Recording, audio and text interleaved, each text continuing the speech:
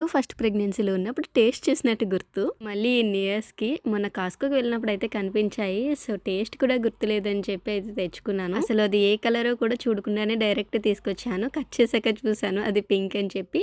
Last time నేను తిన్నప్పుడు ఇదైతే వైట్ తిన్నాను. ఇదైతే కట్ చేస్తుంటే భలే సాటిస్ఫైయింగ్ ఉంది ఆ కలరు అదిని. ఎంత బాగుందో చూడటానికి. లాస్ట్ టైమ్ తిన్నప్పుడు నాకు అది పెద్దగా ఏం నచ్చలేదు. సో, అందు గురించి ఇన్ని ఇయర్స్ గ్యాప్ తర్వాత ఎందుకో మొన్న సడెన్‌గా తినాలనిపించి అయితే తీసుకున్నాను. ఈ మధ్య వీడియోస్‌లో ఎక్కడ చూస్తున్నా ఈ డ్రాగన్ ఫ్రూటే కదా! నేనెప్పుడు చూడనివి, విననివి ఫ్రూట్స్ అన్నీ కూడా నా ఫస్ట్ ప్రెగ్నెన్సీలోనే తిన్నాను. ఎలా తిన్నానంటే మళ్ళీ దాన్ని తినాలన్న థాట్ కూడా రాకుండా ఉండేలా తిన్నాననమాట.